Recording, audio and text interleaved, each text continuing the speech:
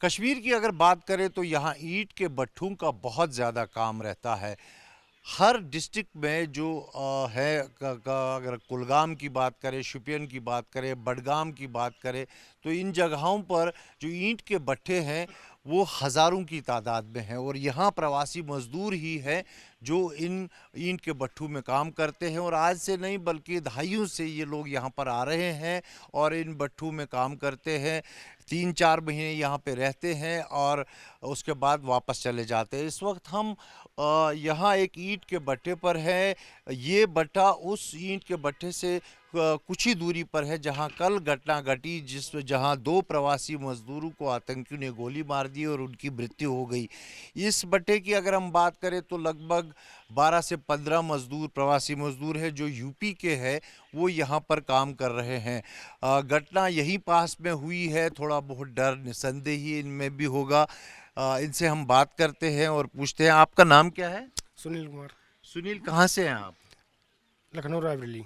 तो कितने सालों से ईंट के भट्टे पे कश्मीर में काम कर रहे हैं? ईंट के भट्टे में तो सन 2012 से, और फिर पहली बार जब आए थे सन 2007 से। अच्छा। जी। तो कल जो आपके पास में ही यहाँ घटना हुई आपने सुनी होगी, 2 हाँ सुने तो थे। हम्म। हाँ सुने थे।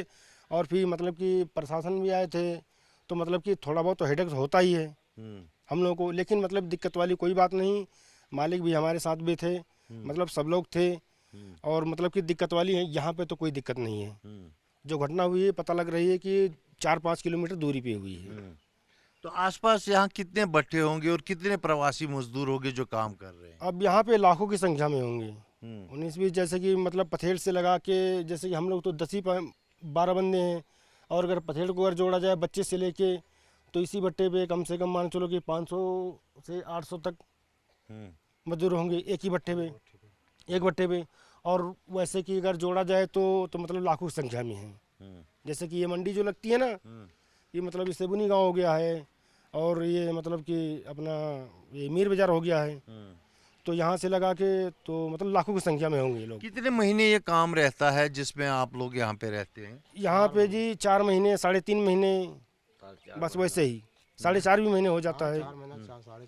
हाँ बस वैसे ही काम चलता है बस। तो क्या वजह है कि आप वहाँ से यहाँ ईंट के भट्टों में काम करने आते हैं? और वहाँ कोई सरकार नहीं रहता है, तो ऐसे टाइम पास करने के लिए हम भी लोग चले आते हैं। सर मजदूर आदमी है, करेंगे क्या? वहाँ काम नहीं रहता है भाई, तो हम लोग को मतलब कि यही काम आता है, तो हम लोग मतलब कि यही काम मतलब हम लोग करते हैं। तो आपका नाम? ओमनाथ। आप बताइए क्यों आते हैं आप लोग यहाँ? यहाँ पे हम लोग गरीब आदमी हैं, तो भट्टे में आते हैं, काम करने आते हैं जी, ये बात है। तो कल जो घटना हुई उसके बाद थोड़ा डर हुआ है? हाँ, डर तो हुआ है बहुत हुआ है।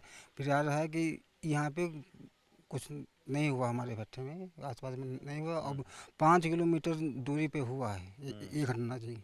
तो प्रशासन ने कुछ बोला आपको कि ऐसा नहीं करना, बाहर नहीं जाना? नहीं, हाँ ये तो बात बोला कि मतलब बाहर घूमने मत जाना, ये बात प्रशासन ने बोला है हम लोगों को। तो हम लोग मतलब कि बस 19-20 सब जो है सो सर देख लीजिए, हम लोग खाना वाना बना रहे हैं, बस उसी में हम लोग खुश हैं, क्यों बाहर जाएं। आप बोल रहे हैं 2022 से आप भी आए थे? 2012 से? तो 2022 में भी इस तरह का हादसे यहाँ पे हुए थे? हुआ था एक बार हुआ था ऐसे, एक बार हुआ था। अब आपकी दूसरा नंबर हो गया, ये ऐसा हुआ था। ये लोग जो है अपना पेट पालने के लिए यहाँ पे आते हैं। लाखों की तादाद में अगर कश्मीर की बात करें तो प्रवासी मजदूर यहाँ पर आते हैं। यूपी से आते हैं, बिहार से आते हैं, छत्तीसगढ़ से आते हैं, उत्तराखंड से आते हैं, हरियाणा से आते हैं, पंजाब से आते हैं। कई राज्यों से यहाँ प्रवासी मजदूर लाखों की तादाद में हर समर्स में आते हैं और अक्टूबर नवंबर तक रह के चले जाते हैं। लेकिन जो भट्ठे का खासकर काम है, ये लोग इसमें एक्सपर्ट होते हैं। ये लोग 3.5-4 महीने आते हैं और उन्होंने पहले ही ठेकेदार से एडवांस लिया होता है। इन्हें मजबूरन इन 3-4 महीने काम करना होता है। और कल जो हमला हुआ है, आतंकी हमला, 2 प्रवासी मजदूरों के ऊपर उनकी हत्या कर दी गई है और उसके बाद से कहीं न कहीं डर और खौफ का माहौल तो पैदा हुआ है, लेकिन सिक्योरिटी एलाबरेट कर दी गई है। सुरक्षा बल को आसपास तैनात कर दिया गया है। हर आने जाने वाले पे नज़र रखी जा रही है ताकि जो प्रवासी मजदूर यहाँ लाखों में है वो सुरक्षित महसूस करे और यहाँ आराम से काम कर सके। अब देखना ये होगा कि इन लाखों की तादाद में प्रवासी मजदूरों को जो दक्षिणी कश्मीर से लेकर मध्य कश्मीर और उत्तरी कश्मीर तक फैले हुए हैं, उनको किस तरह से सुरक्षित महसूस कर पाती है प्रशासन और क्या-क्या कदम उठाए जाते हैं आने वाले दिनों में इन मजदूरों को सिक्योरिटी प्रदान करने में। कैमरा पर्सन इरफान मंजूर के साथ खालिद हुसैन, जी मीडिया, कुलगाम, कश्मीर।